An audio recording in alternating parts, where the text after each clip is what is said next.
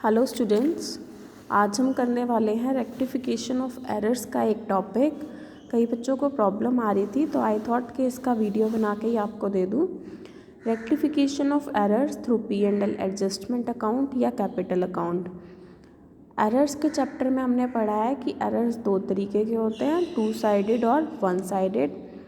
Two sided errors एक journal entry करके rectify होते हैं। वन साइडेड एरर्स डिपेंड करता है कि हम उसको कब रेक्टिफाई करते हैं, उसके हिसाब से उसका प्रोसेस वेरी करता है। अगर फाइनल अकाउंट्स बनने से पहले हो रहे हैं तब अलग तरीके से होते हैं, फाइनल अकाउंट्स बनने के बाद में हम उसको रेक्टिफाई कर रहे हैं तब अलग तरीके से होते हैं। तो जनरली फाइनल अकाउंट्स बनाते हुए अगर ट्रायल बैलेंस मैच नहीं हो रहा है तो उसके डिफरेंस को सस्पेंस अकाउंट में डाल देते हैं और बाद में जैसे एरर्स का पता लगता है तो उनको रेक्टिफाई करते हुए हम सस्पेंस अकाउंट की हेल्प से वो एरर्स को रेक्टिफाई करते जाते हैं। वो होता है rectification of errors through suspense account. आज पढ़ना है rectification of errors through P&L adjustment account. देखो इसके पीछे क्या कंसेप्ट काम करता है। मान लो आपका फाइनेंशियल ईयर क्लोज हो गया, 31 मार्च आ गया, आपने बुक्स क्लोज कर दी, P&L का बैलेंस आ गया कुछ ना कुछ। अभी तक एरर्स का पता नहीं है, सस्पेंस अकाउंट में बैलेंस रखा है। नेक्स्ट ईयर आपको एरर्स पता लग रही हैं। एक एरर ऐसा पता लगा कि आपने सैलरी कम डेबिट कर रखी है, तो आप उसको क्या करते हो, salary account debit to suspense account, ऐसा ही करते हैं। लेकिन अब ये देखो, ये सैलरी अकाउंट आप डेबिट कर रहे हो, इसका डेबिट जाएगा कहाँ इवेंचुअली, सैलरी अकाउंट में जाएगा। सैलरी अकाउंट का बैलेंस इंक्रीज़ हो जाएगा। अब सैलरी का बैलेंस अगर बढ़ जाएगा तो फाइनली जब P&L अकाउंट बनेगा इस साल का तो सैलरी ज़्यादा डेबिट होगी। सैलरी ज़्यादा डेबिट होगी तो प्रॉफिट्स क्या हमारे कम नहीं दिखाई देंगे। अगर सैलरी ज़्यादा डेबिट कर देंगे हम अगले साल में तो हमारे प्रॉफिट कम दिखाई देंगे, ठीक है, जो कि सही नहीं है। मैचिंग कंसेप्ट कह रहा है इस साल सिर्फ इसी साल के एक्सपेंसेस दिखाओ, तो मैं सैलरी अकाउंट कैसे डेबिट करूं। तो इसका एक तरीका निकाला, rectification of error through P&L adjustment account. तो ये क्या कहता है, जब भी आपको करंट ईयर का कोई नॉमिनल अकाउंट डेबिट या क्रेडिट करोगे तो वो करंट ईयर के नेट प्रॉफिट को इफ़ेक्ट करेगा, ठीक है। करंट ईयर का नॉमिनल अकाउंट, ऑब्वियसली आप समझ गए इस चीज़ को कि नॉमिनल अकाउंट्स के बैलेंसेस आपकी ट्रेडिंग और P&L में जाते हैं और वो करंट ईयर के नेट प्रॉफिट को डिस्टर्ब करेंगे, ठीक है। तो इसके लिए क्या करते हैं, एक सेपरेट P&L एडजस्टमेंट अकाउंट खोल देते हैं और नॉमिनल अकाउंट को डेबिट या क्रेडिट करने की बजाय उस P&L एडजस्टमेंट अकाउंट को डेबिट या क्रेडिट करते हैं। मतलब किसी भी रेक्टिफिकेशन एंट्री के अंदर नॉमिनल अकाउंट डेबिट हो रहा है तो उसकी जगह P&L एडजस्टमेंट अकाउंट डेबिट कर देंगे। अगर रेक्टिफिकेशन एंट्री के अंदर नॉमिनल अकाउंट क्रेडिट हो रहा है तो उसकी जगह P&L एडजस्टमेंट अकाउंट को क्रेडिट कर देंगे।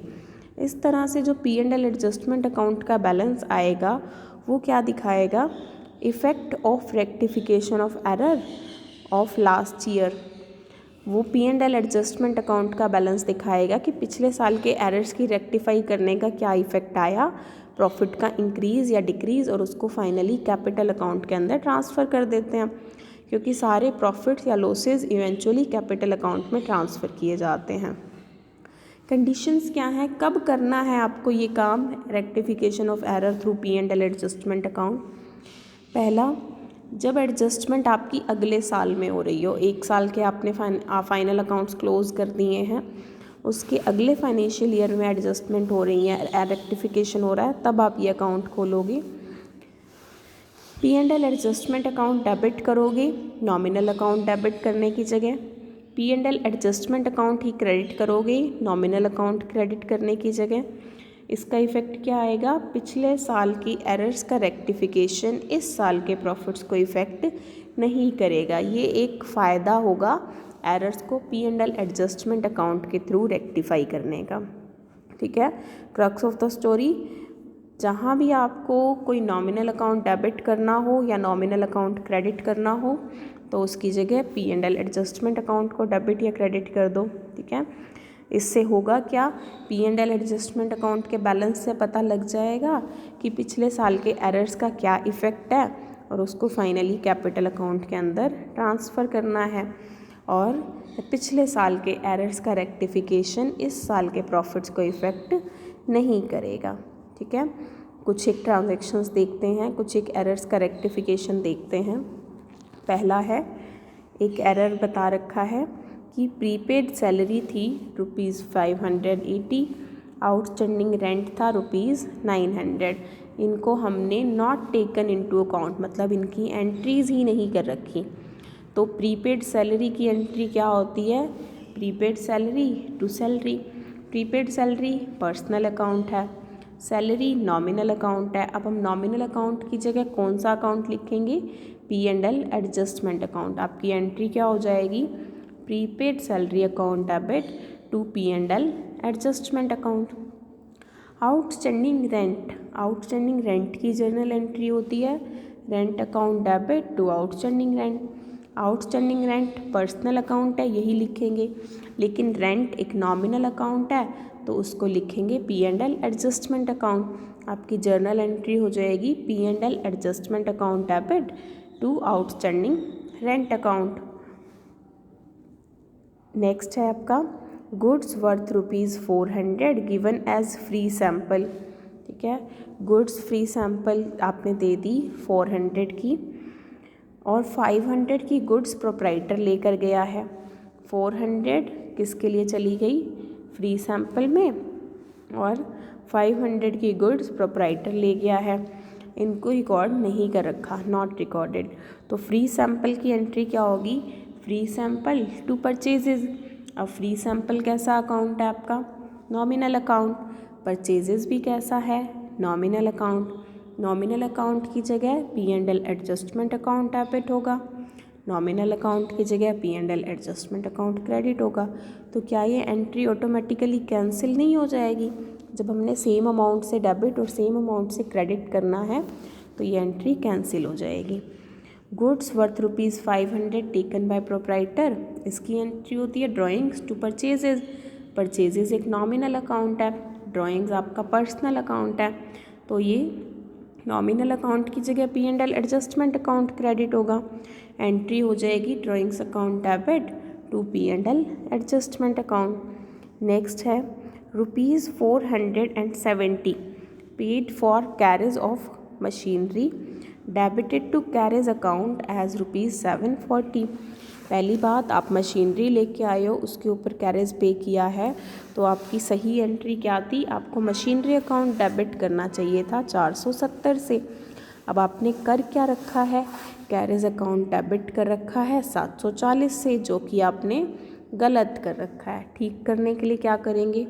ये जो गलती से डेबिट कर रखा है इसको क्रेडिट करेंगे to carriage account. Machinery account को डेबिट नहीं कर रखा, उसको डेबिट करेंगे। अब मशीनरी डेबिट हो रही है 470 से, कैरेज क्रेडिट हो रहा है 740 से। इसका डिफरेंस कहाँ जाता है? सस्पेंस अकाउंट, क्योंकि हमने एरर्स का सारा बैलेंस सस्पेंस अकाउंट में भेज रखा है। तो अब यहाँ पर ये एरर कैसे रेक्टिफाई होगा? जहाँ कुछ ना मिले वहाँ सस्पेंस अकाउंट को डेबिट या क्रेडिट करेंगे जर्नल एंट्री पूरा करने के लिए। Suspense account debit. Machinery real account है, सस्पेंस अकाउंट आपका नॉमिनल है पर ये लिखा रहेगा। कैरेज अकाउंट नॉमिनल अकाउंट है और इसकी जगह आपका P&L एडजस्टमेंट अकाउंट क्रेडिट होगा। तो आपकी जर्नल एंट्री हो जाएगी machinery account debit, suspense account debit to P&L adjustment account. Next देखिए, a credit item of ₹38 has been debited to a personal account as 83। अब देखो, क्रेडिट करना था 38 का, ये तो सही चीज़ थी जो नहीं कर रखी। पर्सनल अकाउंट को डेबिट कर रखा है 83 से, ये गलत कर रखा है इन्होंने। ठीक करने के लिए ये जो आइटम क्रेडिट नहीं कर रखी इसको क्रेडिट करेंगे, ये जो गलती से डेबिट कर रखी है इसको भी क्रेडिट करेंगे। अब दोनों आइटम क्रेडिट हैं, जर्नल एंट्री कैसे पूरा होगी? सस्पेंस अकाउंट को डेबिट करके। Item not credited, personal account, suspense account, यहाँ कोई नॉमिनल अकाउंट नहीं है तो P&L एडजस्टमेंट अकाउंट इस एंट्री में नहीं आएगा। नेक्स्ट देखिए, allowance of ₹320 allowance of ₹320 had been claimed from A creditor, हमने 320 रुपये का डिस्काउंट रिसीव किया है एक क्रेडिटर से, उसके पर्सनल अकाउंट में लिख दिया without completing the double entry. Personal account में कैसे लिखते हैं आप? Personal account debit to discount to cash. अब आपने पर्सनल अकाउंट में तो डेबिट कर दिया, लेकिन डिस्काउंट रिसीव्ड अकाउंट के अंदर एंट्री नहीं कर रखी है, तो आप क्या करेंगे? डिस्काउंट रिसीव्ड अकाउंट को करेंगे क्रेडिट, डेबिट किसको करेंगे? जर्नल एंट्री पूरा करने के लिए आप सस्पेंस अकाउंट को डेबिट कर देंगे। Discount received account credit nominal account है, तो इसकी जगह लिख देंगे P&L adjustment account. Journal entry हो जाएगी suspense account debit to P&L adjustment account. Next है cash purchases from Gopal ₹500 recorded and posted from both cash book and purchase book. लिखना कहाँ चाहिए था इसको? कैश बुक में, मतलब परचेज टू कैश ठीक लिख रखा है। परचेज बुक में भी लिख रखा है, मतलब क्या लिख रखा है? परचेज टू गोपाल लिख रखा है। जो नहीं लिखना था, ठीक करने के लिए रिवर्स एंट्री करेंगे। रिवर्स एंट्री होगी Gopal to purchase. Gopal personal account है, डेबिट होगा। परचेज नॉमिनल अकाउंट है, इसकी जगह P&L एडजस्टमेंट अकाउंट क्रेडिट होगा। जर्नल एंट्री हो जाएगी Gopal account debit to P&L adjustment account. Next है क्लोजिंग स्टॉक वैल्यूड एट ₹600, ठीक है। मार्केट वैल्यू इज़ ₹5600, 6000 की वैल्यू लगा रखी है क्लोजिंग स्टॉक की, इसकी मार्केट वैल्यू है 5600, बस इतना ही कहा है। अब देखिए, हमें पता है कि स्टॉक की वैल्यू किस पे लगाते हैं, कॉस्ट प्राइस या market price, which ever is low. तो इस कंसेप्ट के बेसिस पे स्टॉक की वैल्यू ज़्यादा लगा रखी है, 400 ज़्यादा लगा रखी है। जब हम क्लोजिंग स्टॉक रिकॉर्ड करते हैं, एडजस्टमेंट करते हैं उसकी, तो एंट्री करते हैं closing stock account debit to purchases account. ये एंट्री 6000 से कर रखी है, करनी चाहिए 5600 से, तो हम रिवर्स कर दें इस एंट्री को। परचेज टू क्लोजिंग स्टॉक कितने से रिवर्स कर दें? 400 से। Purchase to closing stock 400। अब परचेजेस की जगह यहाँ पर कौन सा? परचेजेस आपका नॉमिनल अकाउंट है, तो उसकी जगह P&L adjustment account debit to closing stock account. Finally एक एडजस्टमेंट एंट्री होगी। अब P&L एडजस्टमेंट अकाउंट देखो, हमने एंट्री करी थी prepaid salary account debit to P&L adjustment account, तो P&L एडजस्टमेंट अकाउंट में आ गया बाय प्रीपेड सैलरी। हमने एंट्री करी थी P&L adjustment account debit to outstanding rent, तो P&L एडजस्टमेंट की डेबिट साइड में आ गया टू आउटस्टैंडिंग रेंट। हमने एंट्री करी drawings to P&L adjustment account, तो यहाँ आ गया बाय ड्राइंग्स। हमने करा मशीनरी टू P&L एडजस्टमेंट, तो यहाँ बाय मशीनरी। हमने किया सस्पेंस टू P&L एडजस्टमेंट, तो यहाँ आ गया बाय सस्पेंस। हमने किया suspense to P&L adjustment, again हमने किया गोपाल टू P&L एडजस्टमेंट, तो यहाँ आ गया बाय गोपाल। हमने किया P&L adjustment to P&L adjustment to closing stock, तो यहाँ आ गया to closing stock. Credit side को टोटल किया, वैल्यू आई 2640, डेबिट साइड में है 1300, डिफरेंस आया 1340 का। ये नेट प्रॉफिट आया, मतलब पिछले साल के एरर्स रेक्टिफाई कर दिए, तो 1340 का प्रॉफिट आया। ये प्रॉफिट कहाँ जाएगा? कैपिटल अकाउंट में। जर्नल एंट्री हो जाएगी P&L adjustment account debit to capital account.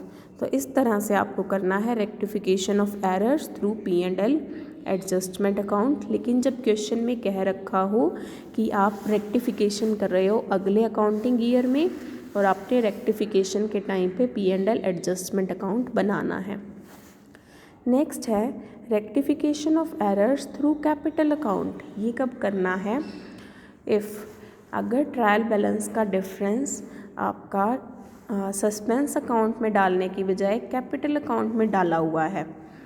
कई बार ट्रायल बैलेंस का डिफरेंस सस्पेंस अकाउंट की बजाय कैपिटल अकाउंट में डाल देते हैं, तो रेक्टिफिकेशन भी कैपिटल अकाउंट के थ्रू ही होगा। जहाँ जहाँ आप सस्पेंस अकाउंट डेबिट या क्रेडिट करते रहे हो जर्नल एंट्री पूरा करने के लिए, वहाँ वहाँ अब आप कैपिटल अकाउंट लिखेंगे, ठीक है। अब रेक्टिफिकेशन अगले साल में हो रहा है, तभी हम ऐसा करेंगे। तो यहाँ पर हम दोनों चीज़ें करेंगे कैपिटल अकाउंट के थ्रू रेक्टिफिकेशन। पिछले टॉपिक में किया है हमने P&L एडजस्टमेंट अकाउंट से, तो वहाँ पर हम नॉमिनल अकाउंट की जगह P&L एडजस्टमेंट अकाउंट को डेबिट या क्रेडिट करते थे। यहाँ पर हम नॉमिनल अकाउंट की जगह कैपिटल अकाउंट को डेबिट या क्रेडिट करेंगे। अब सस्पेंस अकाउंट की जगह भी कैपिटल अकाउंट लिखा हुआ है, तो हम सस्पेंस अकाउंट की जगह भी कैपिटल अकाउंट को डेबिट या क्रेडिट करेंगे। मतलब अगर नॉमिनल अकाउंट को डेबिट करना था तो कैपिटल अकाउंट को डेबिट करेंगे, नॉमिनल अकाउंट को क्रेडिट करना था तो कैपिटल अकाउंट को करेंगे। सिमिलरली अगर हमने सस्पेंस अकाउंट को डेबिट करना था तो कैपिटल अकाउंट को डेबिट करेंगे, सस्पेंस अकाउंट को क्रेडिट करना था तो भी कैपिटल अकाउंट को क्रेडिट करेंगे। देखिए पिछली वाली ही जर्नल एंट्रीज़ को, पिछली वाली ही एरर्स को अब हम कैपिटल मेथड से रेक्टिफाई करेंगे।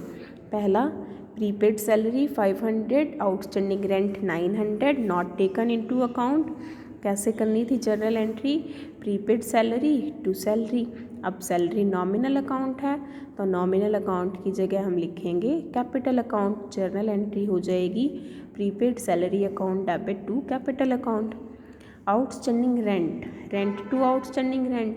रेंट एक नॉमिनल अकाउंट है और उसकी जगह हम फिर कैपिटल अकाउंट डेबिट करेंगे because we are rectifying the errors through capital account. Entry हो जाएगी capital account debit to outstanding rent. Goods worth ₹400 given as free sample. Second आपका है goods worth ₹400 given as free sample.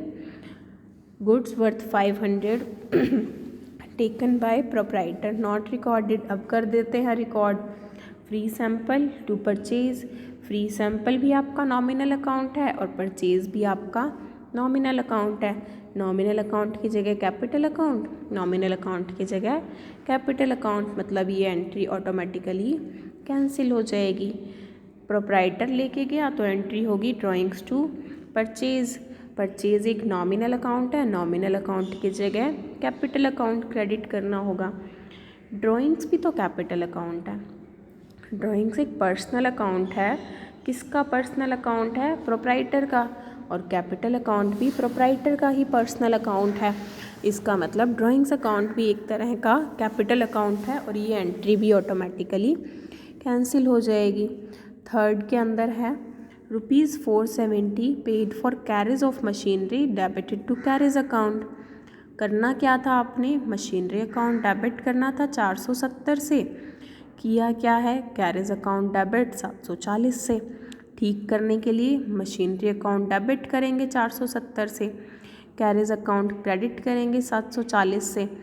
अब ये journal entry तो पूरा नहीं हो रही। पूरा करने के लिए हम जनरली क्या करते थे? पहले सस्पेंस अकाउंट डेबिट करते थे, लेकिन अब rectification of error capital account से हुआ है तो कैपिटल अकाउंट को डेबिट करेंगे 270 से।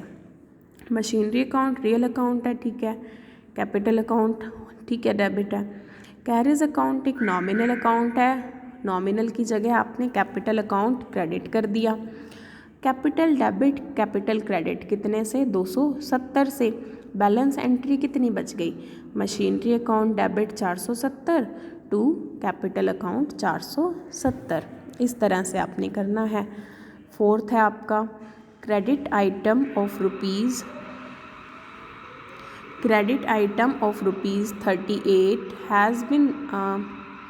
has been debited to a personal account as ₹83। Credit करना था 38, नहीं किया, उल्टे एक पर्सनल अकाउंट को डेबिट कर दिया 83 से। ठीक करने के लिए इस आइटम को क्रेडिट करेंगे। इसको गलती से डेबिट कर रखा है, इसको भी क्रेडिट करेंगे। जर्नल एंट्री कैसे पूरा करेंगे?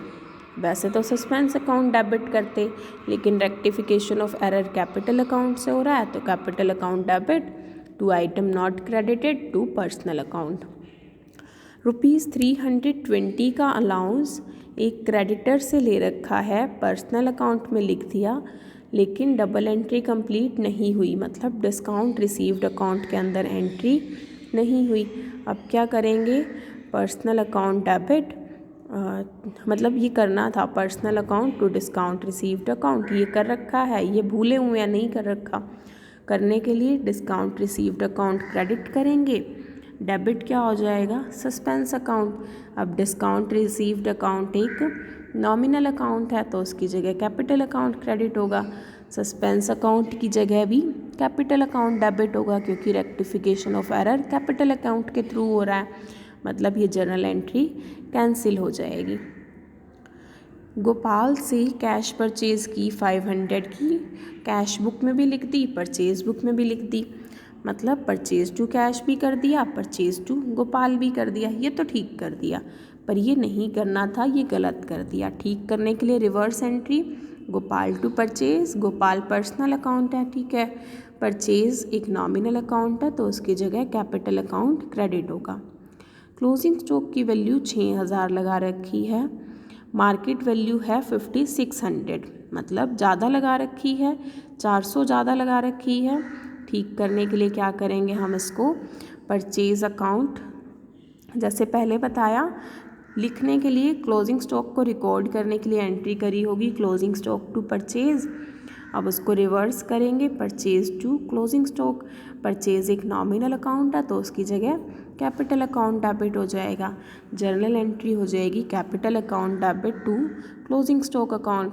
इस तरह से आपको रेक्टिफिकेशन ऑफ एरर करना है थ्रू कैपिटल अकाउंट। यहाँ पे आपका सस्पेंस अकाउंट की जगह भी कैपिटल अकाउंट आएगा और नॉमिनल अकाउंट की जगह भी कैपिटल अकाउंट आ जाएगा।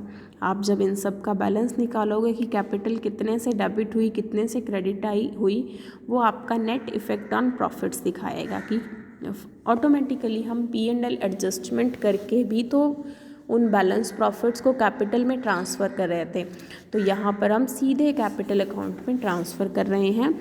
Effect of rectification of errors. This is all about this topic. In case of any query, you can ask me on any social media platform. And in case you like the video and the efforts, please like, share, comment and subscribe. Thank you.